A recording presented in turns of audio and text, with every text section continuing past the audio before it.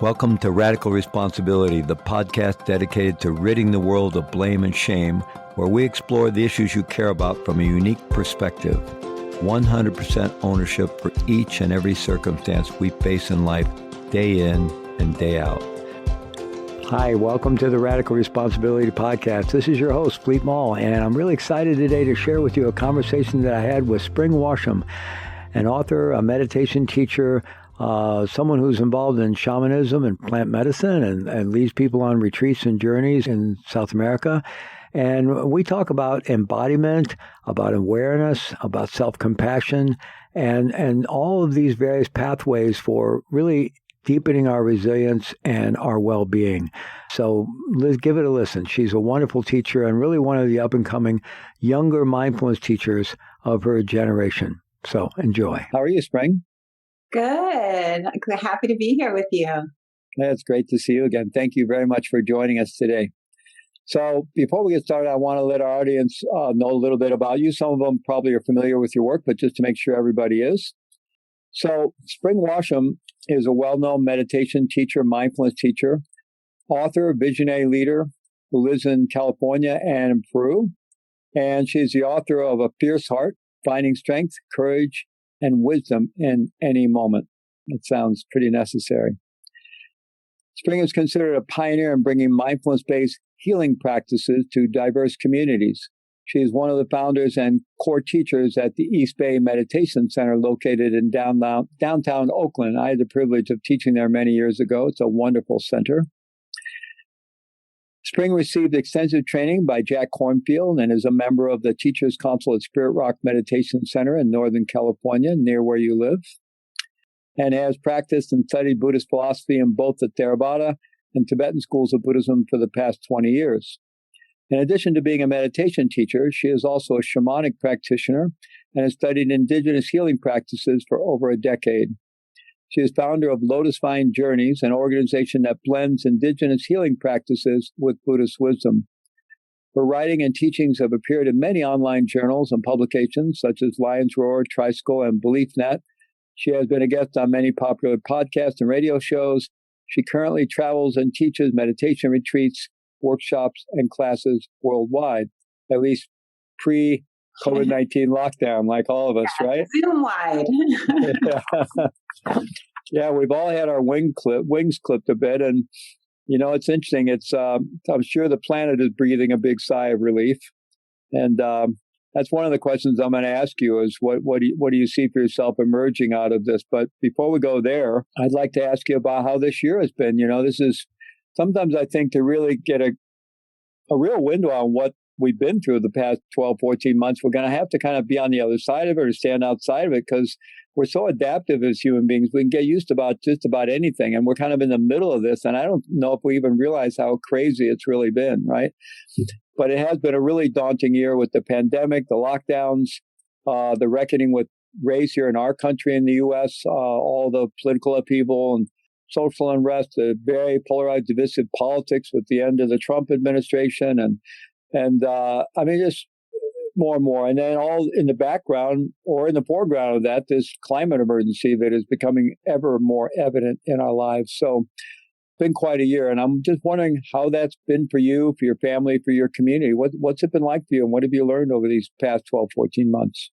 You know, I think I love the title of this summit because it is that resiliency.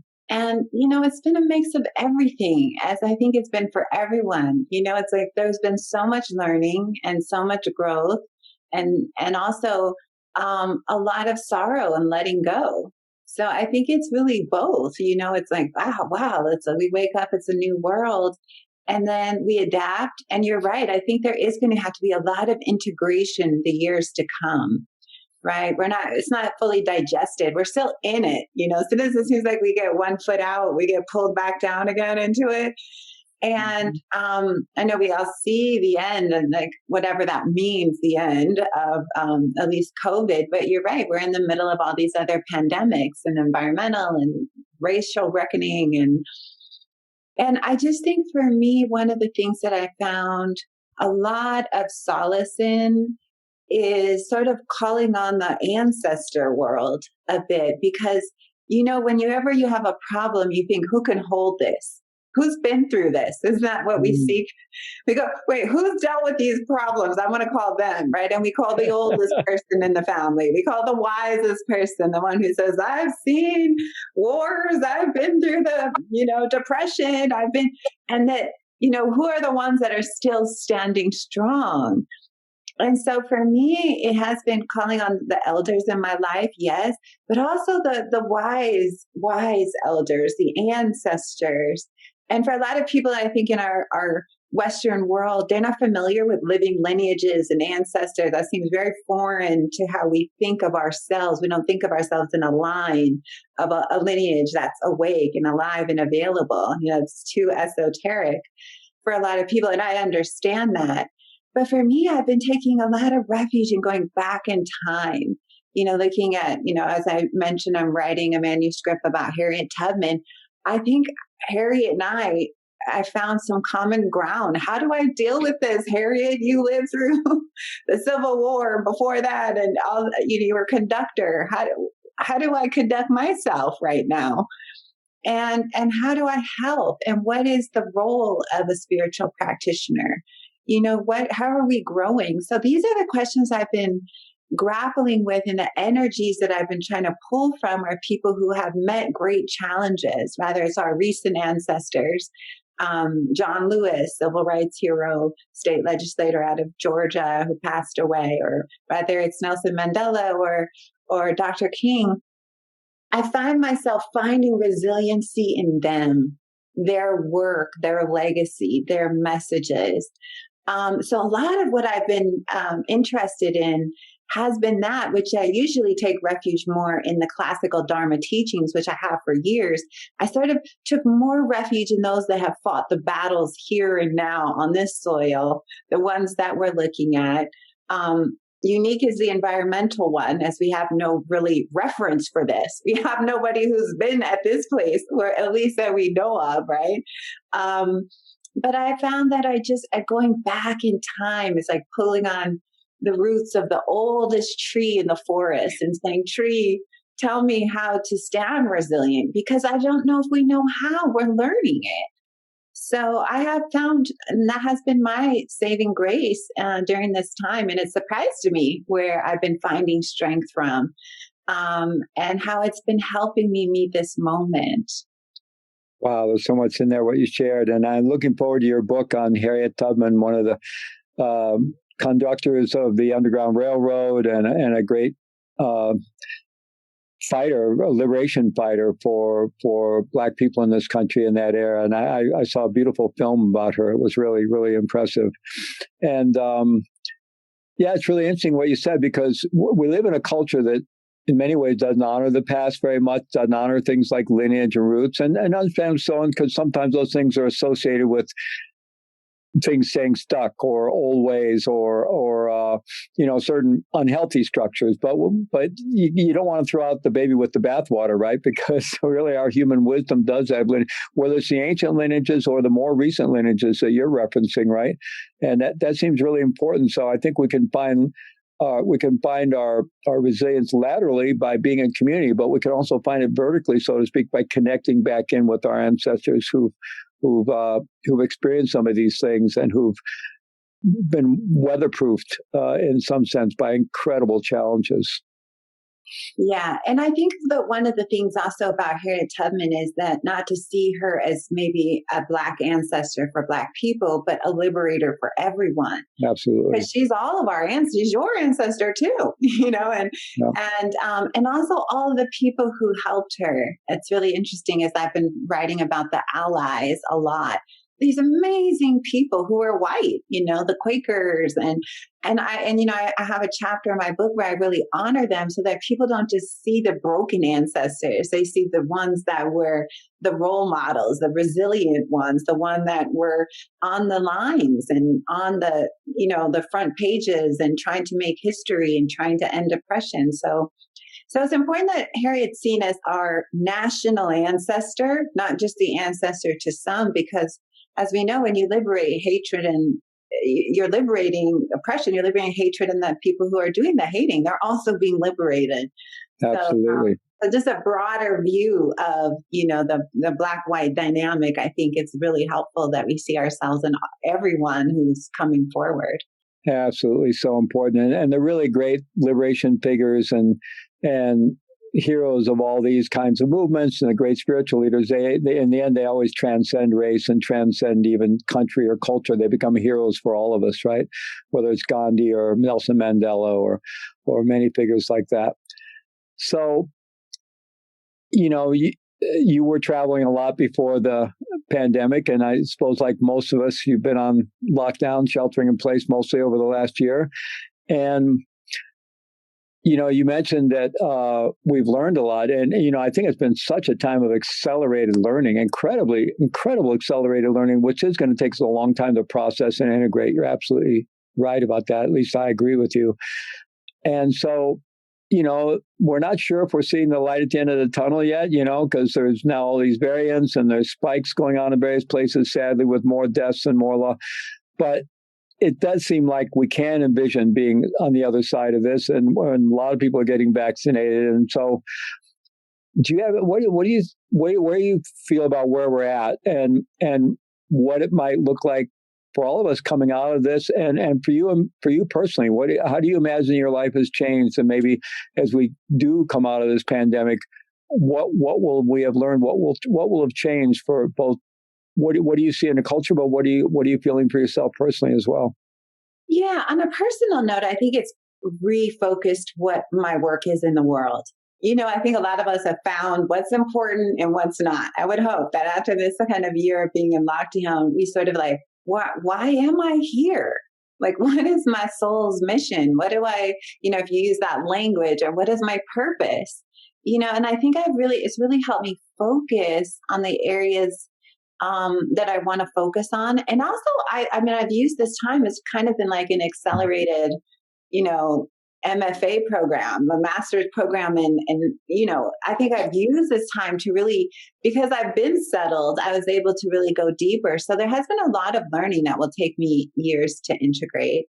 But as far as where we are, I think it'll be really interesting because it feels as if people have gone different directions during this time. You either unraveled more, as we're seeing this spike in daily mass shootings, right? So 40 million people bought guns and barricaded themselves and maybe got involved in a lot of conspiracy theories. And then the other half seems to have used the time to really go, whoa, how are we going to really transform ourselves and our community? So that's been interesting, just how to hold that.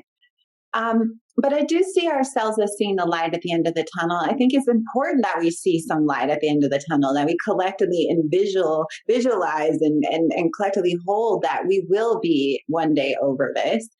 And what is meaningful? What's left out of all of this? How do we want to live? And I do think that focuses back on the earth consciousness and human rights. What else is there? The land and the people. It's always been the land and the people. So I think for me, it's a simplification of that. What matters, the land and the people and how we love each other. So it's not like a big, dissertation of thought. It's really land, people, love. For me, what has come out of this with this incredible clarity. I guess it takes a lot of time to untangle the essence of land, people, and that, so that's how I feel like where I am. And the people at least I talk to, I know I'm in a bubble, I get to meet people like you and all these other great teachers that I know and meet and I'm, friends with, but that seems to be our priority too. That seems to be a collective movement, and being healthy, healing our bodies. Healing is deeper than body. It's also mind and spirit. So how do we get to a place of compassion for ourselves and others? Well, that clarity is really helpful. I love that. It's all about the land, the people, and love, the love we need to take care of each other and the land, right? Mm-hmm. And I think it's completely human that all of us, to one degree or another, we long to get back to some normalcy and do some of the things we love doing, right? And I'm sure there are a lot of people, as soon as they can, are just going to jump right back into what they were doing before. Hopefully, many of us, though, this has been a big kind of reset button for us, and things have clarified for us. I know for me, I was a complete road warrior before this happened and doing woodwork, but, I was already uncomfortable with the carbon footprint of flying so much that I was doing. And my wife and I were talking about that a lot. And I have no desire to go back to that. I mean, I will travel in a very limited sense for maybe very high value professional opportunities or to do good, or maybe some very high value like vacations with my wife, but international travel or something. But other than that, I've learned to do what I do from home, and I'm going to do a lot more of it that way. But that's just my personal stuff. There are probably some people that need to be out there traveling because what they have to share is important, that they get out there and do it in person. But at any rate, I hope a lot of us are, and I'm sure a lot of us are coming out of this with some greater clarity about what's important and what's meaningful. Yeah, absolutely. And you mentioned the health part of it. So this is day one on the summit, and we're really focused on personal individual resilience. And that's, the ground is physical resilience, taking good care of ourselves, physical health and well-being, but then also mental resilience, emotional resilience, and spiritual resilience. So you're a long-time meditation and mindfulness practitioner and teacher. So where do you see the intersection between meditation and mindfulness practice and your Dharma tradition and resilience, developing and deepening our personal resilience? Yeah, I think they're essential. I think that when things open, there'll be a buzz around the planet as the beehive is unleashed, and there'll be, huge amount of travel. But also, I think people during this time have recognized the importance of mental health and have reached out for ways to work with anxiety. I know for me, I never considered myself a person who had anxiety until a year ago. I mean, yes, I've had projects or whatever, but just this collective, that uncertainty that came with COVID, people that felt grounded and strong, suddenly it's like your whole, the earth has been quaking under us, tectonic plates are shifting here. And I think that one of the things that has arisen around this is so much fear. Uncertainty, political people, conversations, what's happening, all the violence around, it's like everything coming together that feels uncertain. Living with the backdrop of global climate change and what could happen is enormously fear producing. I mean, it's sorrowful, and we hold it in our bodies. So I do really feel that mindfulness is carving a way forward in the psyche of this nation and this world to be, how do we sit with that? How are we with ourselves? How do we digest that? How do we process all of that in our bodies skillfully, not acting it out, not internalizing it, not oppressing it, but how do we work with it? How do we move through it? Right. I think that that's going to be the question of our time. Like, how do I work with all of this?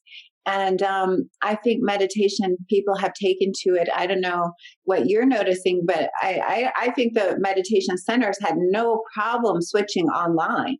They didn't really miss a beat because they had audiences and huge audiences that were even more drawn into, how do I quiet my mind? There's so much loud chatter and voices of every side, every idea. So finding this way to be with ourselves, I really honestly think that there will be a need for, 100,000 new temples to be built for our human suffering to sit with, to learn how to sit with it. And it's my hope. So I do believe that people can find tremendous power and strength in the practices that the Buddhist tradition offers, or any tradition, whether you're Hindu or you're a Catholic, or any type of awareness, mindful practice of sitting still with ourselves, I think is huge. And I don't know how I would have made it through this time. So I guess resiliently, had I not had so many years of a practice, had I not had the tools. And even then, in moments I struggled, of course, like all of us. As a Black woman, how could I not, looking at what was happening? And even in the news now, it's disturbing. And so what do I do with that? I bring it into my heart. So not only the mindfulness practices that come with our great tradition, with the Buddhist tradition, but also the practices of deep compassion for ourselves, self-compassion, self-love, the four Brahma Viharas, joy, equanimity, compassion, kindness. those are practices that are heavily emphasized. And so I have never appreciated those more, and relied on them more. Right? It's like when the chips were down, what do I do? Netflix and chocolate, they're only going to get you so far. That starts to get old 6 months into the pandemic or 3 months. You've exhausted that as a refuge. Okay, now I have to be with myself. And that's what it is how do I do that and bounce back when I have a bad day or I feel depressed? Or how do I get up again and recharge myself for a day of quarantine and the same story on the news? And, it's like every day we're having to find just like this new way to swim in the ocean that we're in, like a new technique. But yet it's the same one. It's, can I be here? And can I trust that I have the capacity to be here and meet this new moment? Wow. Yeah, I think part of this accelerated learning process has been that even for those of us who are longtime practitioners in whatever tradition with some kind of contemplative practice, awareness practice, and discipline, this has really been a kind of rubber meets the road year, right? A rock meets bone year where we've really had to apply our practices and work with them and see how they stand up to these challenges, right? And I think there's an incredible deepening and learning in that again will take us years to realize and process and understand. I'd like to go even a little more deeply into this because I think this is really at the heart of what we're talking about on day one of the summit, but it's also right in your area of expertise and wisdom and experience. And I want to talk about the shamanic part of your work in a moment, and I know you integrate the two, but I'd like to stay with the meditation and mindfulness, the Dharma work for a moment. It would seem to me that in terms of resilience, you could talk about lots of different ways, but for me, there's 3 areas that stand out. One is embodiment, that we practice in a deeply embodied way. And the advantage is that as opposed to having kind of a mental practice, right? But a deeply embodied practice. The other is that we're developing this capacity of awareness, this self-reflective capacity to not be lost in our experience, but to be able to have that bigger mind, sky-like, mind where we can actually be with it and learn from it and have insight into it and live a choice around it. So the self-reflective capacity. And then the third one you mentioned is the self-compassion, that really deepening our loving kindness and self-compassion through these traditional four Brahma Viharas practice, the loving kindness practices, and so forth. So I wonder if you could address each of those maybe a little further in terms of your understanding of the practice and how you teach the practice, how you do the practice, embodiment, awareness, and the self-compassion aspects. Yeah, I think the embodiment piece is the real challenge here, the real practice. I mean, the first foundation of mindfulness is mindfulness in the body, but we don't really understand what that means. And for me, it took me years. I would do walking meditation, hours of sitting practice and walking practice. And I thought I was present in my body, but it was like I was just acting. I had no idea. Most people don't really know, what is embodiment really like? I feel like I'm here, but I don't think I'm here. Often people have that in retreats and in our own lives. It's like, how do I become more here? And do I want to be here? I mean, that's the other question. Why do I want to be here? Most people are like, get me out of this place. Get me to the fifth dimension, the astral world, the celestial world, anywhere but alive on earth, here in this mess, So we have to look at, we're up against a powerful force with that. This desire to not exist, this desire to numb, this desire to shut down. Who wants to deal with a racial reckoning? I'm a Black woman. I don't. It's so painful. Who wants to watch, people being killed and shootings and the violence and all, and the planet and the destruction? It's so painful. So for people who are watching this and they think, I don't want it, I have such a problem with meditation, I understand.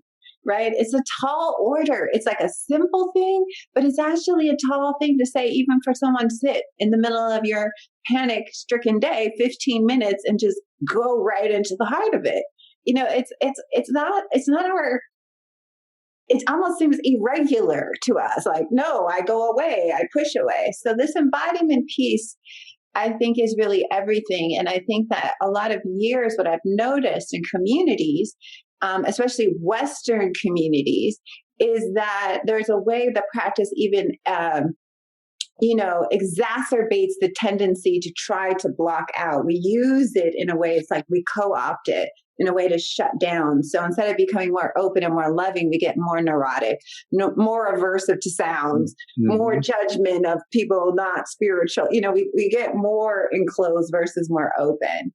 And this was one of the reasons why I started going to South America, looking like there's some block here. We're not opening. We're not accessing what the teachings have laid out. We're only peeking at them. We're reading them. We're not embodying them.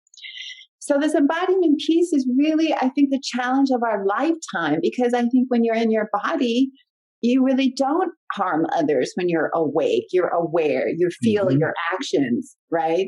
You're present in, and you feel the dissonance when you're engaging in something unhealthy, unskillful, and detrimental to yourself or somebody else. So this piece is really key, and it's a core of what I teach in Peru and on my shamanic retreats, because I don't know how people can access it as quickly, but you can through practices, you can through sitting and feeling your body and moving the trauma out. So I think that there's a trauma response that we all have to what's happening. And Fleet, this is our challenge of the time, is how do we help people see it's a good thing to move through it? We're convincing people, just feel it. It's like, well, give me the payoff. I get payoffs for my chocolate and checking out. I don't have to deal. But I don't know if I can meet it head on. I don't know. And so somehow we're moving that we're because that's where happiness is, even though it's brutally painful. But how do we help people to understand that step-by-step process of inhabiting, feeling, being awake as a path to freedom? I don't know if it's believed fully. It's really challenging. And you could say a lot of the problems we have in our society is because of our unwillingness to feel. And we've all been enculturated to not feel. And that's why we have the most severe opioid epidemic in history and so forth. And there's something in Western psychology called the pain paradox. That we instinctually want to withdraw from pain or push it away, discomfort. But actually, transformation and the good stuff and integration, it's all on the other side of pain. It's by leaning into pain. And it is counterintuitive, right? And it's kind of hard to invite people to get that. But I think with the meditation, you mentioned the 4 foundations of mindfulness, and the first one being mindfulness of body. My first teacher, Chogyam Trungpa, had a very unique kind of teaching on the 4 foundations of mindfulness. And with the first one, he made the distinction between what he called psychosomatic body, which is kind of our ideas about the body, our thoughts about the body, our body images, our memory of body, and then what he called body, which was the actual direct experience of the physicality of the body. And I think most of us, when we start meditating, even with good instruction, we're more relating with that psychosomatic body than actually really dropping into the physicality of the body. And the great thing about the more embodied we come, we're also connecting with our emotional body, getting in touch with our hearts and our vulnerability and being willing to feel, as you're saying. And then even deeper, we start getting involved with the subtle energy body, which I'm sure you're working with the shamanic work a lot. So all this seems really embedded. And they all connect up, because the more embodied we are, we have a better anchor to support awareness. And we're also, I think it naturally leads us into self-compassion. Wouldn't you say that the more embodied we are? Yes, because the heart is in the body. So exactly. When we meet people and we don't feel anything heart-centered, we know they're in their head. We know that, even in a spiritual community, you could feel some communities like the coldness when you walk in the door. You just want to put your jacket on. You're like, are you guys meditating or what's going on here? Right? A lot of speculating instead of feeling. Because when we start to drop into that, we get connected to something much higher. We get connected to the heart, and that's much more powerful. And I feel like when, and I will move on to your second and third points here, but when we are more connected to our body, that's the earth body. It's a natural outlier. It's a natural place that we go to feel connected to that. I don't think people understand that there's damage being caused, because again, it's like, this is pain. I want to shut it out. That's pain. You guys are all lying. I'm fine. Let's just keep going on with the day. It's the same paradigm when you start to look at it, right? It's the shutting out of like, I can't even process this, so I'm going to just say it's not happening. It's not my reality. They don't feel it, Yeah. So there's a lot. there's a lot there with this movement between embodiment and healing the earth, and there's a lot of overlap there in my mind. Absolutely. And then the second aspect, Oh, so go ahead. I was going to talk about the awareness piece. No, please jump in. We'll come back to the earth because that's a real focus on this summit. But I think you're absolutely right that the vehicle to get more connected with the earth has become more embodied, and the reason we're able to turn away from what's happening and kind of ignore what we're doing to the is because we're not embodied, because we're not connected. Yeah, we don't even acknowledge what's happening in our body. I mean, people deny they're sick when they're sick. They deny, it's like even their feeling, the pandemic was a good thing about how the denial works and how it's so unpleasant. And I'm just going to say, you're all liars. Like, it's so bad. I'm just going to make up a counter story and live in that. And even though there's evidence, I mean, it's just so I think to think about it as a healer, every body by body, the inhabiting of it brings us closer to the earth body, cell by cell, connection by connection, And so I think that's the problem with the earth-based movement is they're not making that connection yet. It's very mind-based. I'll give you facts. I'll show you polar bears and hope that you get it. But it's so much deeper than that. It's actually your connection to this living system. You are a part of this system. And so I keep envisioning a new narrative on earth-based work because it can't just stay with facts and figures and scaring us. The more you scare people, the farther the body goes into retreat. So we have to find a middle path for those who are on the fringes a little bit. But yes, the awareness piece that we talk about with mindfulness, to be able to be with emotion and not be lost in it, is such a powerful aspect of resiliency. We wade through the storms. That's often like when the difficulties come, I like to go back and read stuff from the ancestors, or even I've been reading all my Angelo's biographies again. Like, how did she deal with this? Like being a Black woman in a body in America in the 60s. Okay. And every story had resilience. Like, I met the moment, I opened, I get through it. And every time we learn how to be present in that pain or practicing with that pain, and the storm ends and the joy comes, there's like a fortifying of our, like, I met it, and then we get more willing to go out into deeper waters because we just know how to sail our ship, and we're like, okay, I met that one, I can meet this one. So I think the mindfulness and the awareness, learning how to be with complex emotions, powerful emotions, is one of the greatest gifts that mindfulness can bring. Mindfulness of emotion. That's the most powerful aspect, I think, but most people are looking for, wanting help with. Absolutely. And, when we talk about self-compassion, in some ways, it's like completely, if we really think about it, it's completely illogical not to have self-compassion, right? Not to love ourselves. But I think there's been so much, so many threads of shame and blame threaded into our culture for various reasons. The human misconceptions about various religious traditions and just the way, our biology is set up for fear and survival. So unless we override that with awareness, we tend to twist things. And there's so much shame in our culture, and we turn that into self-shaming. Whereas, like, this is my closest friend, and this is my body, my mind, this is who I am. Why wouldn't I want to be kind to it? Right?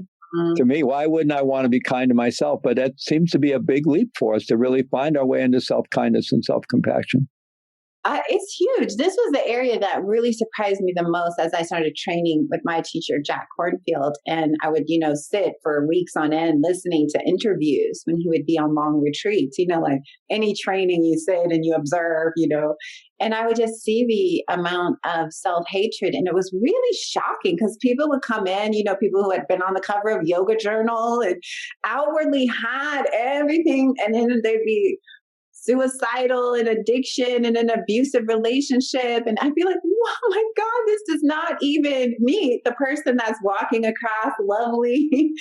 So we do have a whole society of hiding our pain and feeling ashamed of it and not understanding it. And therefore we can't develop any compassion around it, because if we won't be with it, we just feel like we want to suppress it. So we don't. I agree. There is this. There's something about when we don't address what's true, we can't have compassion for it. Mm-hmm. We're not willing to be transparent with ourselves and in some way. So a lot of the retreats did a lot of good work in helping people access that first level. But to not even have that first level, it was pretty surprising to me. And the amount of self-hatred, it's the poison in the well, Fleet, because if the country hates themselves, they will destroy it. Like we are, where there's a fight going on. And so, how do we move more into that? And how do we get people to understand that this is not just hippie talk? This is actually science. This is real power, so. Well, I don't think any of us escape our childhood without wounding, right? Even being born is some kind of a wound. And the problem is it's too scary to be vulnerable about that, to be transparent. But so we turn in and try to hide the wound, and then we self-shame around the wound. And because we haven't created a culture of safety for people to be vulnerable about that, right? And so, and then there's so many examples where we have been shamed. Or we see other people being shamed for being vulnerable, right? And so it does seem to be a big leap that actually this part that I'm terrified of and I'm hiding and I'm ashamed of, I could actually let this be seen and it would lead to being loved. I mean, it's kind of a big leap. So it seems like we have to do the work ourselves for a while with a lot of the Maitri and loving kindness practices where we can just bathe our own being. And even if we don't mean it, we can at least be reciting the statements for months on end until it starts to sink in that I'm okay. I'm lovable. I'm okay. I agree with you. And I feel saddened by this last few years of the political leadership, because they have been everything but that kind response. So exactly. It reinforced a terrible narrative that was already, the seeds were there. And it's been watered, this kind of bullying and this abuse and verbal and attacking those who are vulnerable and are marginalized. And it's kind of created, there has to be a big counter effect as we start coming out of this time and to help people access this and to feel, even our young people, I worry about all they've internalized around, this kind of, Charles Bronson mindset, and then that's not the path to freedom, and so I wonder about that, who are going to be those voices trying to create that safety, or is that even possible on an outer level? Maybe it happens individually, but there has to be a counterbalance with this shift. Balance with this self-compassion, which is hard for people to make that leap in their mind. They think they need more information, but what they need is just more heart, more love. Mm-hmm. We're looking for something, but it's like, wait, it's all right. That's all I gotta go in here, which is again counterintuitive if you don't want to be in there. Yeah, I think about the children a lot.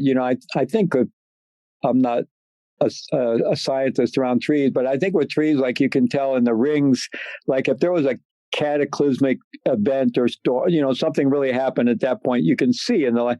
And so I think, the kids that at a certain age have gone through the Trump presidency and the pandemic, that whole thing in one package, I think a lot of them are going to be in therapy talking about it 15 years from now, right? I mean, it has to leave such a deep imprint. And I'm really, hopefully coming out of this, we can model something else that will ameliorate that for a lot of people. Well, I mean, that points to the need for healing. So let's explore your shamanic work a little bit. So there's been a resurgence in the interest in plant medicine, in legitimizing plant medicine and psychedelics for psychedelic-assisted therapies of all kinds. It looks like that's going to become legal and be moving into the mainstream of psychotherapeutic practice. And it really seems to, some of the very difficult to treat addictions and depressions that seem amenable to this kind of treatment. And then there's other people exploring it just to kind of accelerate their spiritual evolution in some way, right? Or to open up places that were unseen, or kind of open up some of the shadow aspects and so forth. And so you've been involved in that work. And of course, I know that's not the only way to do shamanic work. And of course, there's been a lot of deep breath work that people have used to do similar things. But nonetheless, it's here. So you've been guiding people on journeys in Peru, where I spent a lot of time myself when I was young. And I'm just curious about your journey with that, how you got into it, your integration with that in the Dharma, and how you see that as a pathway to greater resilience, to greater healing and resilience. Mm-hmm.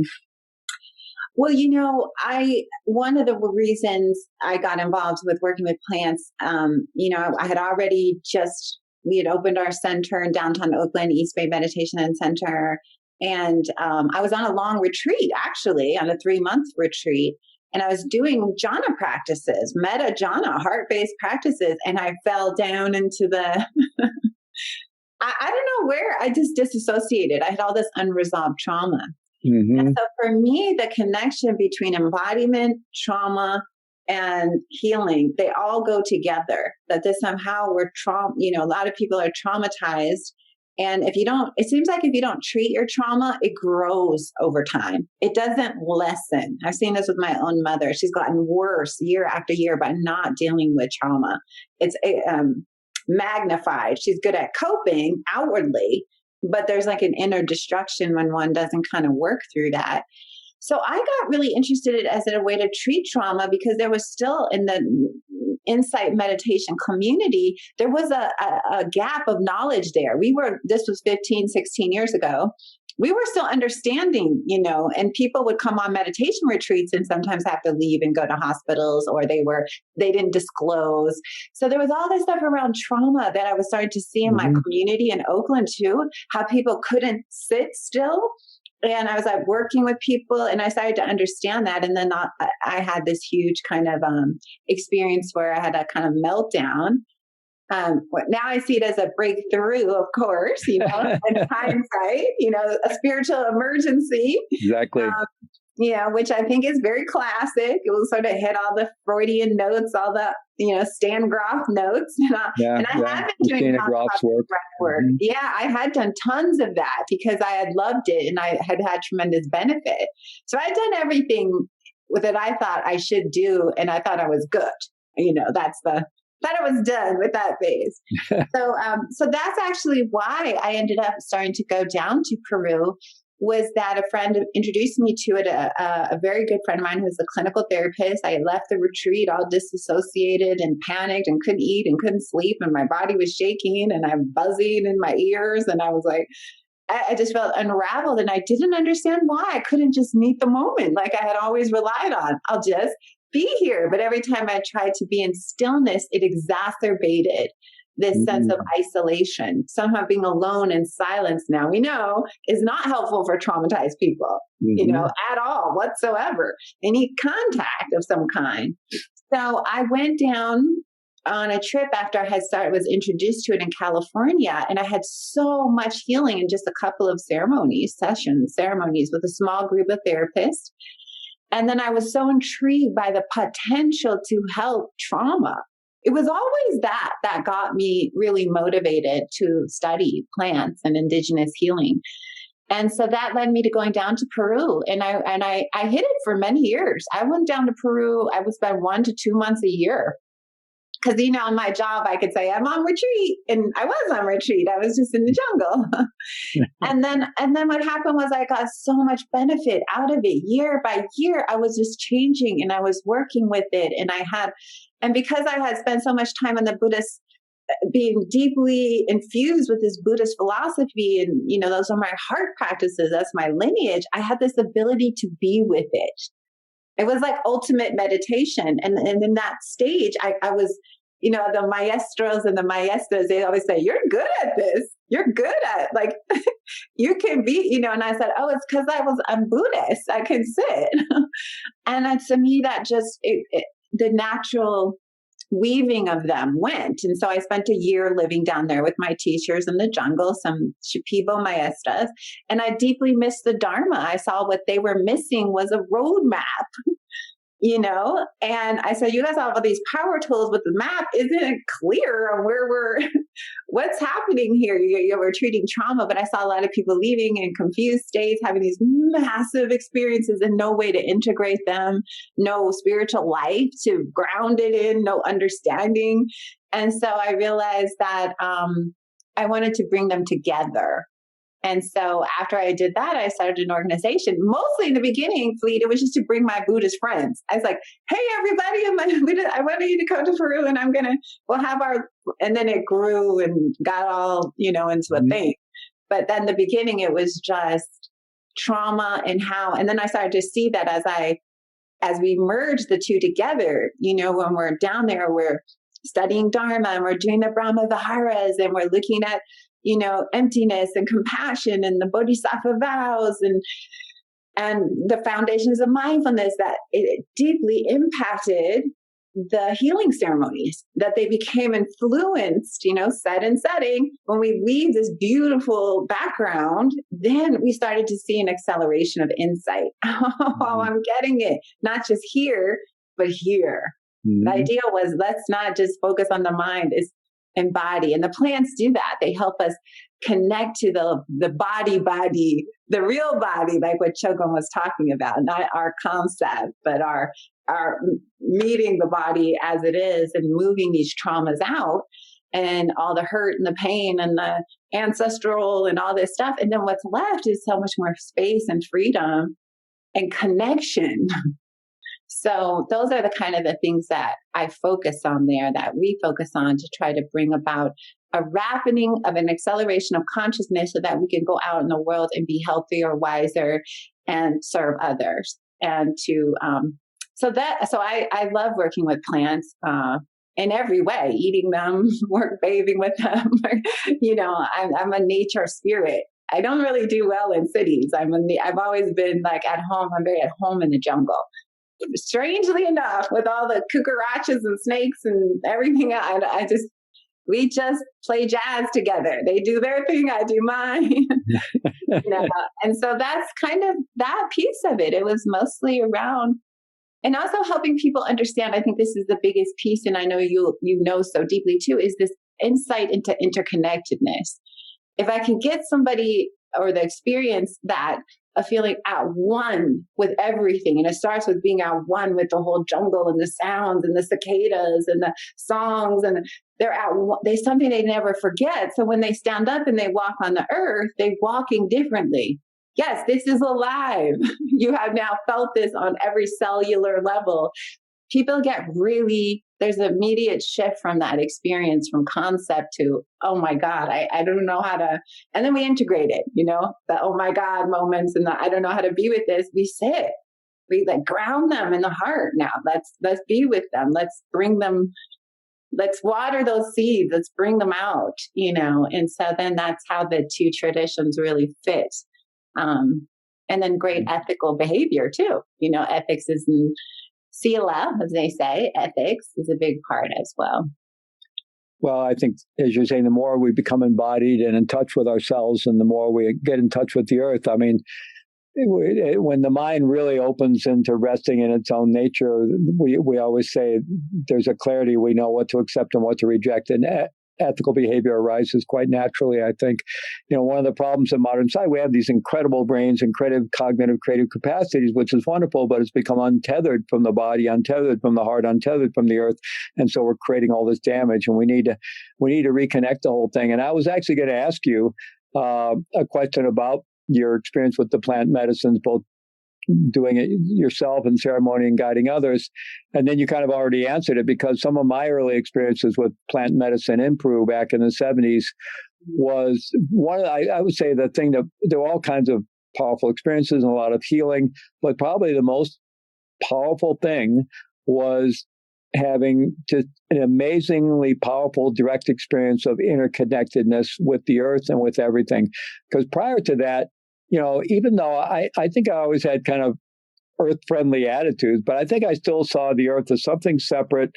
There's the alive part of the earth, but then there's the kind of inanimate part of the earth, right? Just the rocks and so forth. And I had the direct experience that there is nothing that's inanimate. It's all alive, and I'm completely part of it and connected to it. It's inseparable flow that we're all part of. And that changed everything for me. Absolutely changed my life and changed everything for me. And then it's taking, decades and decades of practice to integrate that and really be able to live from that place. But it really, that's where I got the most powerful direct. So it wasn't just an idea, it was a reality, that level of interconnectedness. Yeah, I think it's just the reality that we just don't see. And I think that that's what's the most alarming for me about this time that we're in. The inability for people to discern truth from lies right now. I've seen a lot of spiritual people going off on these. I'm like, wait, this is not the Dharma path. You're on the wrong road. I know it feels like you're going to freedom, but you've joined some kind of and again, I do think that's from being deeply disembodied. They don't feel that they're involved in something that's violent, and they don't they're not they're still living in the fear mind brain part, and we only access such a small amount of ourselves. So for me, my work blending these traditions, I still, I've been doing it for a lot of years and I love it. And I always feel like I'm a beginner, like I'm experiencing things that there's always some new understanding that comes back to that, the earth and connection and interconnectedness, and it's hard to know how to integrate that other than to create the experience for others.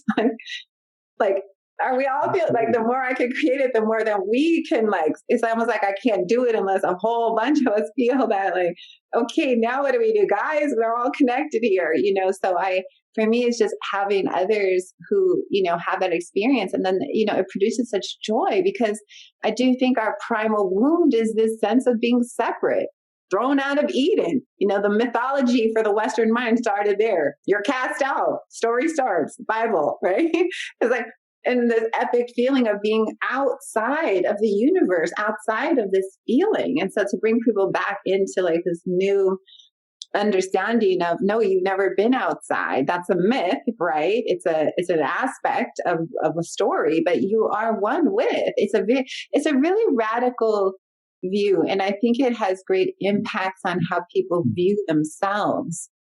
When you feel included, you treat the circle better. If you feel one with your family, you're a family member. You're not the outcast that you want to harm then, So this is very complex. I'm writing about this stuff too all the time, trying to make sense of the understandings in a modern way, an approachable way to someone who may not have had those experiences. How can we articulate them within the Dharma framework?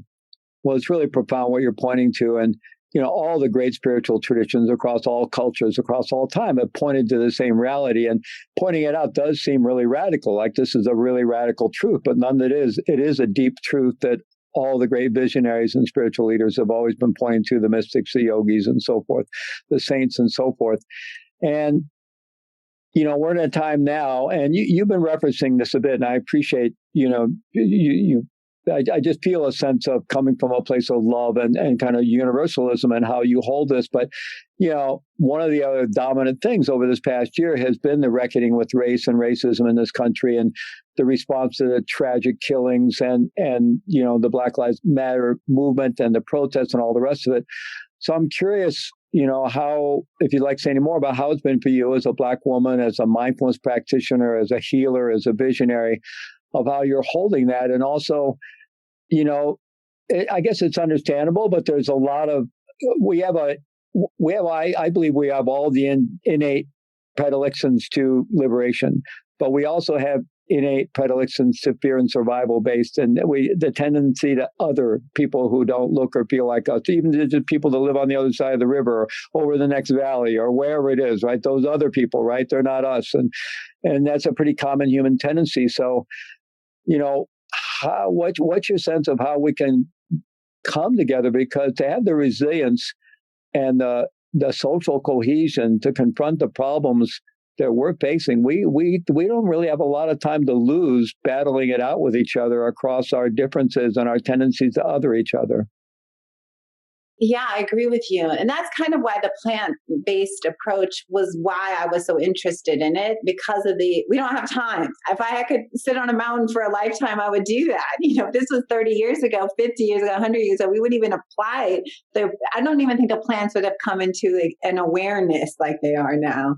But we are at a crossroads, and the environmental destruction is really powerful. I mean, if we're being this disrupted from this virus, imagine what a global heating up and a mass amount of people needing to move locations and not having food. We think have scarcity consciousness now, or othering whole nations could collapse and people would need somewhere else to go. So I agree with you that it's interesting for me that the racial reckoning is happening at the same time as the global earth movement, because the countries affected are Black and brown nations.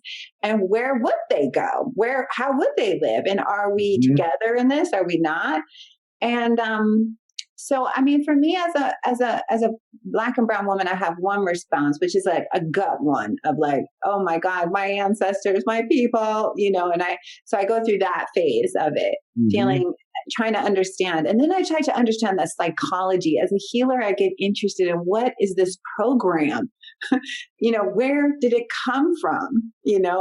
That Black is bad, and so for me, studying the history and looking at all these great books that are being written about this right now, that, just have been so illuminating for me to understand that it's a mindset, it's a program in a way. And how do we disrupt that? What disrupts that belief system? Because it's just so destructive and so destructive for the person who holds it and for everybody around them. So I try to look at it from that. And I don't really know how to make sense of it completely right now, other than I think we have to come together, because in history, there have always been these great allies that are writing about in Harriet. And the Underground Railroad was a coming together in the biggest resistance. It was a movement of resistance. We're not going by these laws. We're just not going to participate. In fact, we're going to help everyone get out. So I feel like we can look at some of the Underground Railroad and some of these civil rights movements, how a mass amount of people came together, because we could change laws, but how do we change consciousness? But we have to start with the grassroots level, with the laws themselves, as we've seen in Atlanta, Jim Crow laws. So I guess for me, it is a call for us to come together. And how do we build trust? Because trust is what gets broken here. Because that's what I've been looking at a lot. Why do alliances fall apart? Why do they start turning against each other? They stop trusting each other. Leaders get pitted against each other. So I do think in order to solve these problems, there has to be some sense of like a unifying factor as human beings. And this also has to be the same with the earth work, that, we can't be pitted against each other.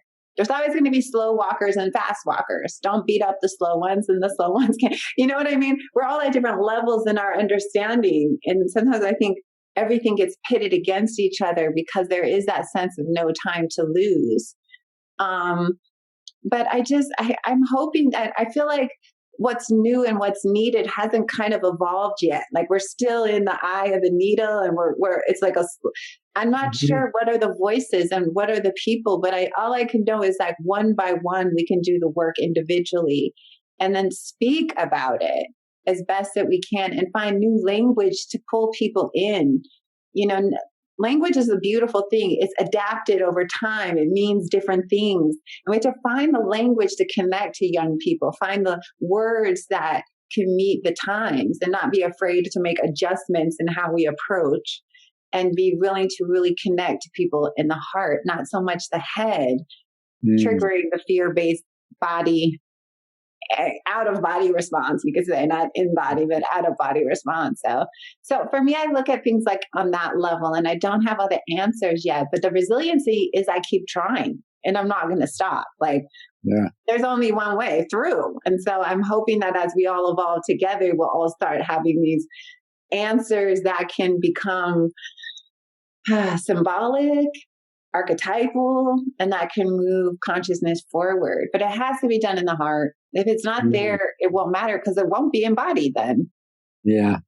Beautifully said. Beautifully said. I loved your analogy of using programs, because I think, there are like these kind of programs or things that move around virally in human culture, and there's the negative ones, and we're all vulnerable to those in a sense, or our immune system sometimes doesn't ward them off because of our biological survival fear, right? So we can hook into those negative, and then they and they go around. And to me, I don't think, for example, violence is endemic to human nature, but it's like a virus that we just keep passing around in society. But then there are also positive kind of things that can have about these archetypal forms of love and compassion and higher ways of being, right? And we also have the capacity to pick up on those. Those will move us, right? So I think you're right. How do we keep working together and exploring language and exploring forms so we can set in motion some things that will gain their own momentum and have their own, they'll pull us all forward into the next level, and be stronger than those things that want to pull us backwards. And ultimately, I think those things that will pull us forward, they're always greater, because if love wasn't the greatest force in the planet, we wouldn't be here at this point. We wouldn't still be around, right? So, yeah, absolutely. And the truth can just be obscured. As we know, it's indestructible, though. It can never be destroyed. So it can be co-opted. I mean, as we see, like a lot, but it can't ever be eradicated. And when those programs of truth hit us, we know it. It makes people go out.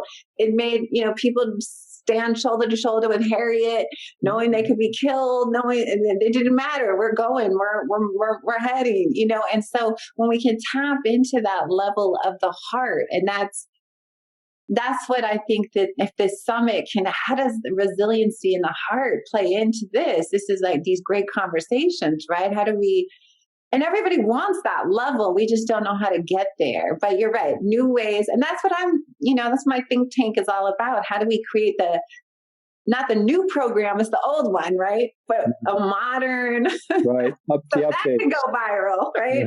Exactly. Everyone's like eating that one. Yes, let's do the right thing, because we've had a lot of this other virus, and it was powerful. I mean, it brought out the demons, and so that's what they do. That's their design, a virus in your computer is designed for one thing, to interrupt it and to crash it. So I think that these are really great conversations to be having right now. And so, yeah, that's really inspiring. So I wonder if you'd be so kind as to maybe lead a brief meditation for us, 3 to 5 minutes, something that you like to do that's maybe a little bit resilience or whatever you'd like to do, some kind of brief guided practice. Sure. Yes, I'd be happy to. I'll just grab my crystal bowl. And one practice that's really been helping me right now, of course, because you can't see them. I should have done this outside, but I don't have good Wi-Fi outside. I didn't want to drop the line. But I have these giant old growth redwoods. And so sometimes when I do practice with people, especially resilient practice, embodied practice, I like to imagine that people are their bodies are the trunks of the trees, and their arms are the branches. And we want to root down, in ourselves. So maybe we'll just do a couple of moments of that, of rooting down. And it's a great honor to kick off your summit here, be part of the opening festivities. So for all of us, let's just take a couple of breaths. So much information. Some people might be excited by it all, but we want to ground it. So taking some deep grounding breaths, just deep inhalation and exhalation, and relaxing, really relaxing the neck and the shoulders, because we often are carrying the weight of the world on our backs. It can feel like we carry the weight in our shoulders. So relaxing the shoulders.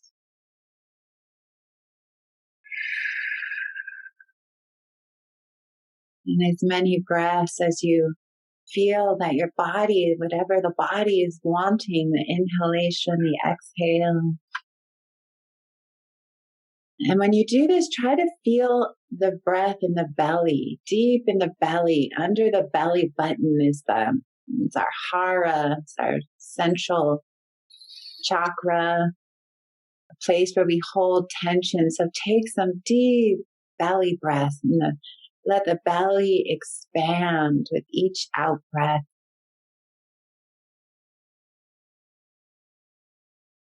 And as you do, just notice how the body begins to feel lighter. Release any clenching or holding or nervousness in the belly.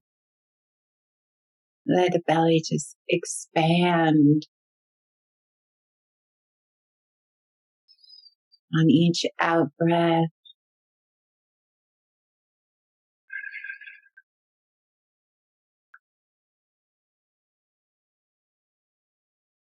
And then begin to feel your sitting bones touching the chair or the floor or your bed or wherever you are in this moment.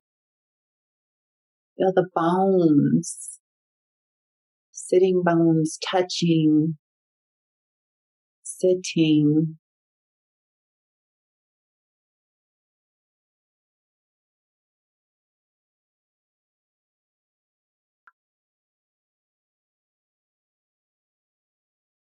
And now feel your legs under you, whether they're folded or upright in a chair, or maybe you're lying flat on your back, or feel the upper legs and the lower legs in your feet. We can move our awareness around. That is what's so magical about it. So put your awareness in your legs and now in your feet. See if you can feel the top of your feet or the bottom of your feet.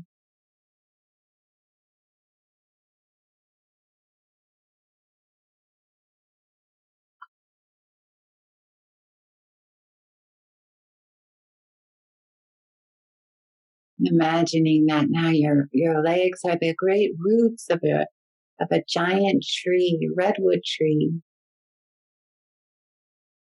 And your roots go so deep into the earth. They are earth. Earth sitting on earth.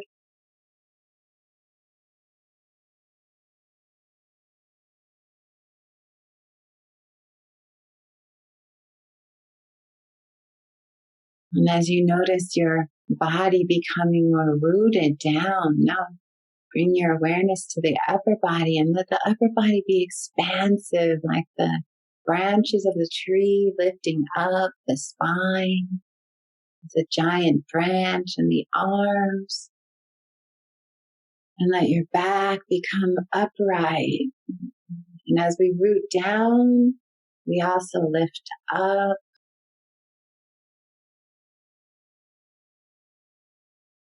And let the breath be like a breeze blowing. Feel the rhythm of the breath in the belly or the chest or the nose.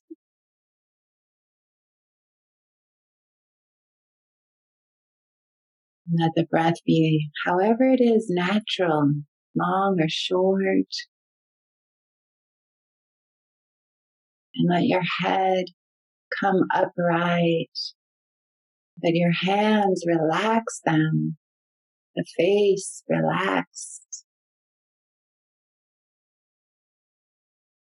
And the body rooted in stillness for just a moment or two here.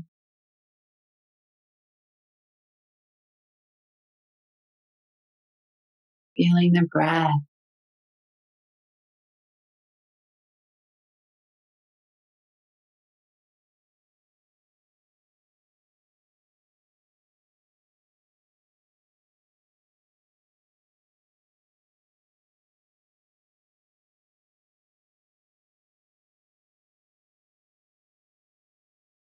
Softening.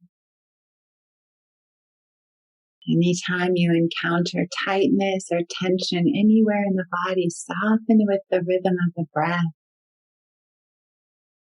Let the wind of the breath carry it away.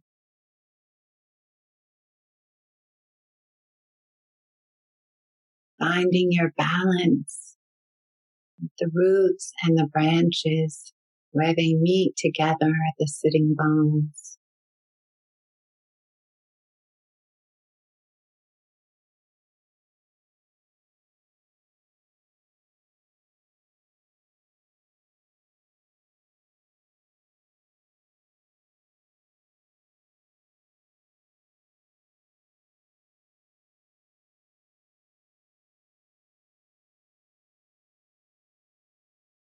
Now bringing your awareness to the heart center and evoking the power of the heart,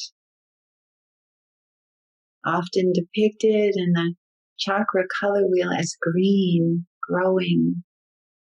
See if you can take a couple of breaths just in the heart center and the chest, as we evoke great compassion for ourselves and our world.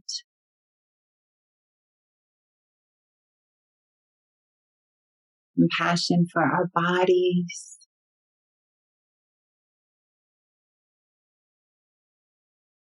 Compassion for our minds.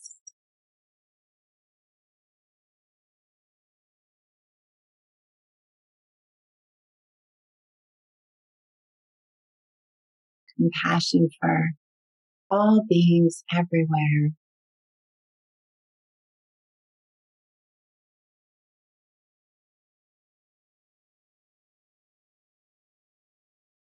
And as you breathe in and out, now breathing out of the heart, and just imagine you're just bringing compassion in with each breath.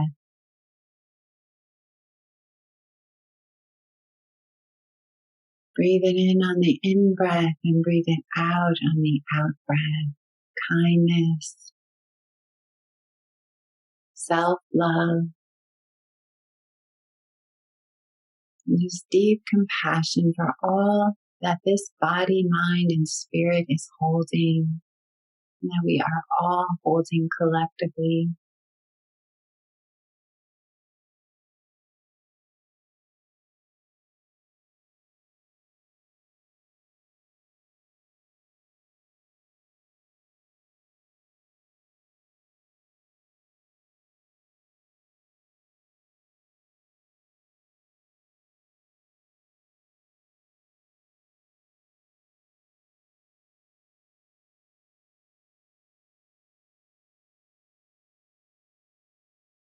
And then we'll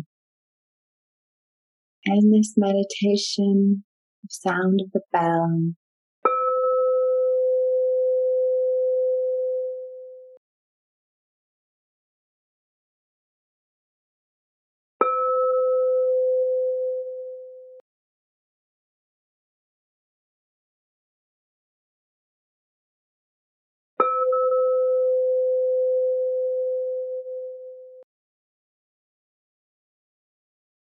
May this be for the benefit of all beings, this conversation, this meditation, and our time together. Mm. Wow, that was beautiful, Spring. Wow. Just for that, I'm good now. I'm good for the week. You got me off to a great start here. Oh, good. Thank you. No, that was really beautiful, really beautiful. Well, thank you so much. This has been really rich, and what a great contribution to the first day of our summit here. Just so much there, and I just really, really appreciate it and the work that you're doing and all the strands you're pulling together for all of us, and that it just all feels like you hold it with such a message of love and universality and inclusion, and it just it's really great. So thank you so much. Thank you for inviting me, and I'm glad we finally got to come together. Me too.